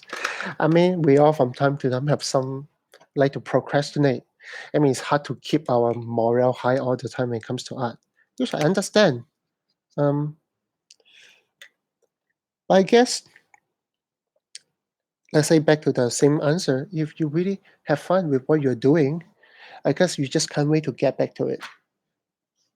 Many times procrastination come when you in doubt with your ability. Like, oh, can I do this? Maybe I'm not good enough. Or maybe the project itself is uninteresting that you want to procrastinate.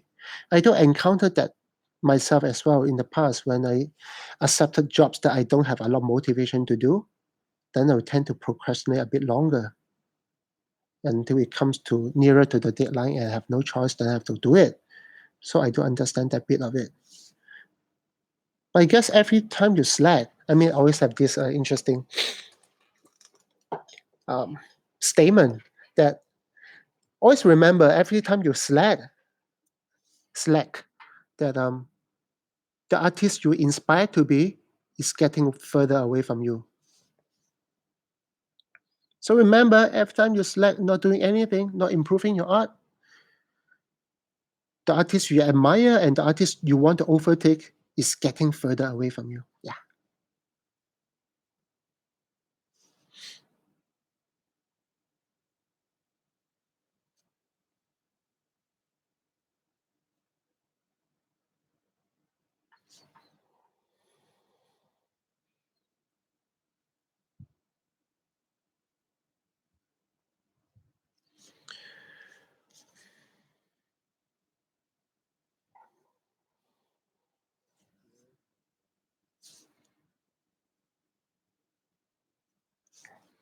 Relying on muscle memory is bad. Why? Why do you think relying on muscle memory is bad? The reason why you have muscle memory because you have done so many times the right thing so many times, so you develop that kind of muscle memory. So there's nothing wrong with that. In fact, when it comes to art fundamentals, many of your art fundamentals will eventually become part of your muscle memories. Means you're making the correct decision without even knowing it. So that is why I call the muscle memory, and that's good. That means you have matured. You have enough experience to back yourself up.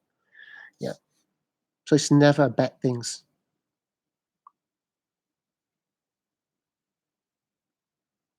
For example, sometimes people will ask me about, oh, how do you deal with like foreshortening in your art? Like how do you actually conquer that? It's so hard to draw something that's foreshortened. But the truth is, do you realize that when you draw a frontal face of a character, just a frontal face, which should be relatively simpler. When you draw a frontal face, the entire face is foreshortened already. The nose is foreshortened, the scalp is foreshortened, the ears are foreshortened. But we tend to have lesser problem drawing those angle rather than something more extreme like low angle or high angle. Why? They are foreshortened, but you don't have much problem because you've seen it often and you draw that often. That's it. You think about this. Um, if a comic artist who draws Spider-Man swinging across the buildings, across the city, in those so-called the dynamic angles and actions, do you think that he will map every single part of the body into a perspective grid or map them onto a vanishing points? I don't think so. So how does he draw Spider-Man in those actions? Muscle memory. Because you draw that so often, you understand how it corresponds to reality, and you just draw it. Mm. Yeah, so muscle memory is never bad if the muscle memory is reliable.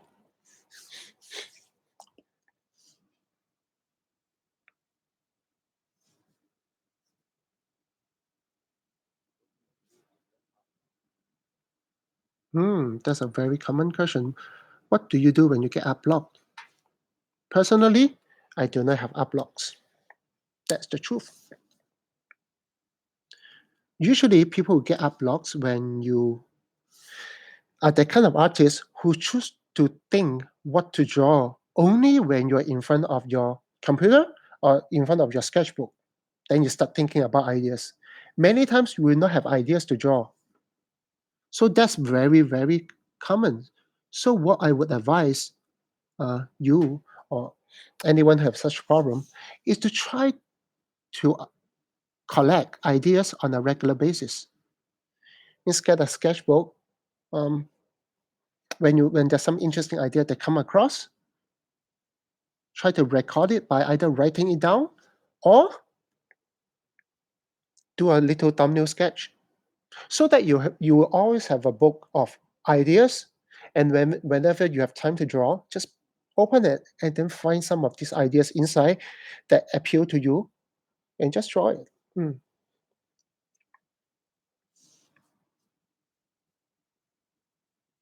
But of course, if you are now in a block, unfortunately, I think my advice to you is that do not stop drawing.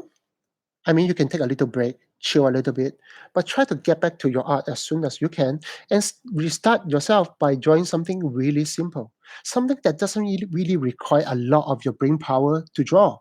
Maybe your own little characters, maybe some simple doodles, and just get back the momentum. Yeah.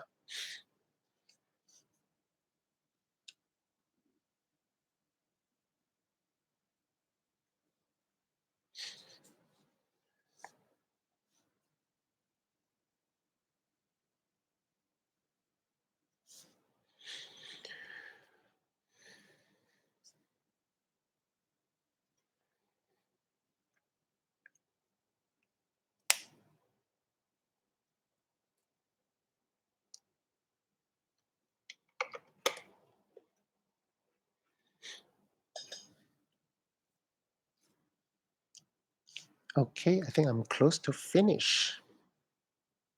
Just do a final touch up and then quite done.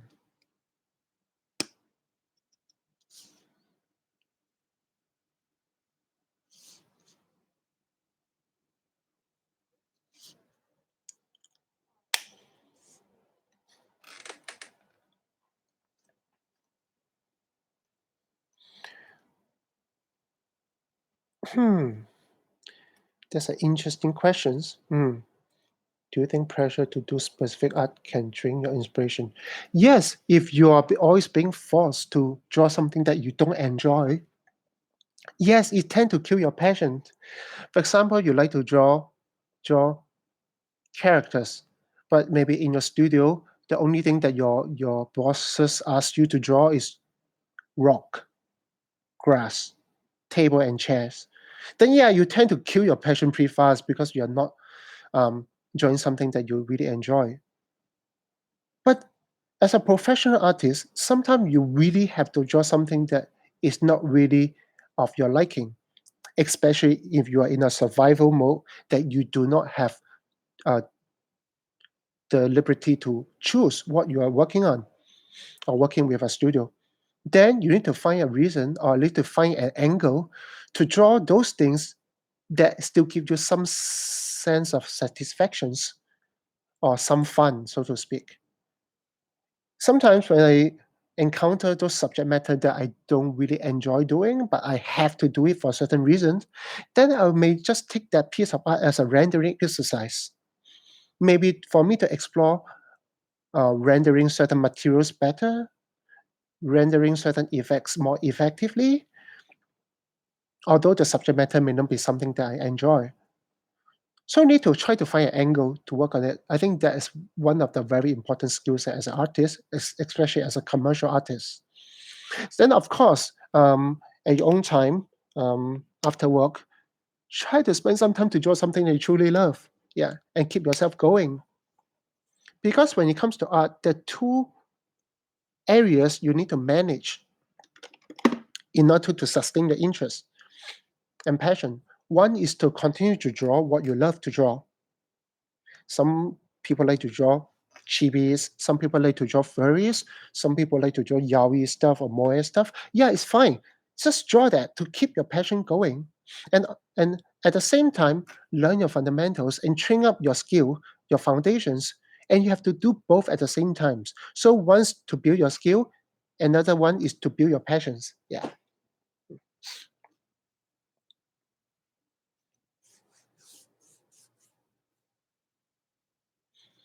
Okay, I think I'm kind of done with this already. Let me sign it.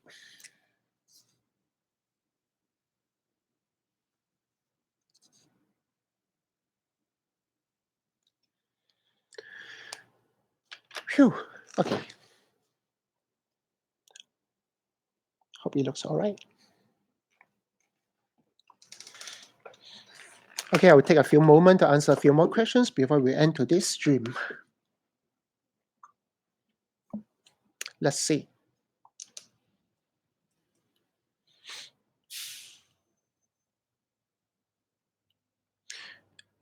Okay, someone asked, if start draw from beginner, I mean for beginner who draw like proportion reference from stick or draw head like 7 head, 8 head.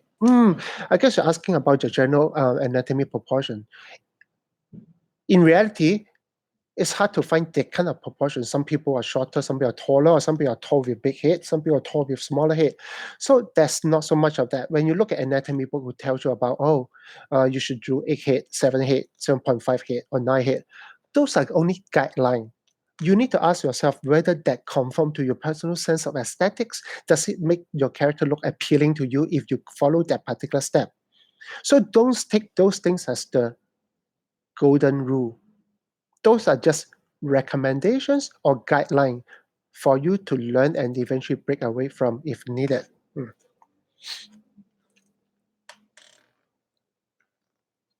Another person asked the similar questions. What do you learn about anatomy? How do you learn it? Well, I do recommend books or art materials by Glenn Vilppu. Let me type it out for you. Glenvilppu. Yeah, Glenn Vilppu. Um, he's really, really good with his anatomy, and I find that his anatomy method is very effective and very applicable to our line of work. Yeah, not so old school as Angelo Means, more modern in a sense. Yeah, so do look it up. They do. He does have um, video tutorials and books for you to purchase. If the drawing isn't good, do I start from scratch or carry on from the to the bitter end? Well, I would say that um, if you don't find the motivation to finish it, then yeah, I think it's free to just put it aside. Maybe at this point of time, you don't have enough skill to bring across that particular idea. So yes, if you don't feel motivated, then yeah, maybe it's good to stop. But I would say that next time when you draw something, try to spend a lot more time in the planning. Many times we come across some interesting idea or some ideas or the first idea in our head, and we decided to just draw it out without much thinking. Only when you do it in the middle of your process, you find that, oh man, actually I wish I can do some this differently. Then you lost the motivation. So let's spend a lot more time planning, do a lot more sketches and thumbnails, and try to do more research about the lighting setup, the color setup, um, the costume, the other kind of references that you can gather to help you visualize the final products so that you have a better ideas of how the final product will look like, and then you'll be more confident and less chance for you to drop the ball or to quit in the middle of your process. Yeah.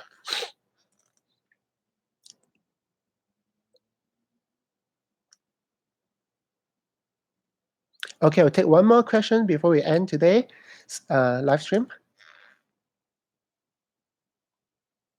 Hmm. I'm an art beginner. I only like to draw background, but like now I want to start drawing anime characters. Any tips on where should I start?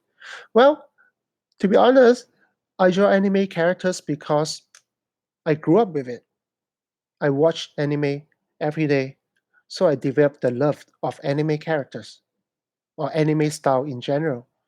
So I guess you need to understand that anime style or whatever style or Steven Universe styles, Simpson styles. Those are exaggeration or stylization from reality. So before you jump into a specific style, I think it's really important for you to ground your fundamentals um, and train yourself up with better understanding of how reality look like, because realism and reality is the beginning of all style or the foundation or the anchor point of all styles.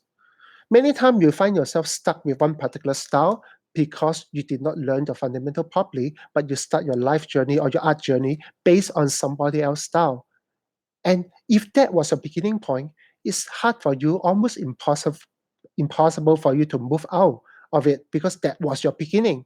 So let's shift the beginning to reality so that once you understand how things work in real life, then you can choose to apply a formula or a recipe into the reality and eventually become a style of your own. Or you can try to uh, imitate or study from someone else's recipe or someone else's style and then apply into your work and see if you like it or not.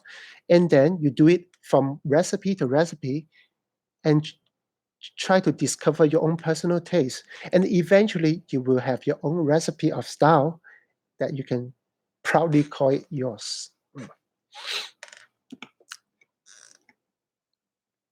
All right, so that would conclude today's live stream. I hope you enjoy yourself uh, with these short streams, and I hope the quality is good enough. Um, and it's been a while, and it seems really fun, and I hope to do it more often with you guys. Mm, let's see. All right, so no promise, but I will really try. But in any case, thank you for watching, and for those of you who are interested to interact with me more or with the art community, I do encourage you to join our Discord channel. And you can find my Discord channel on my Instagram profile.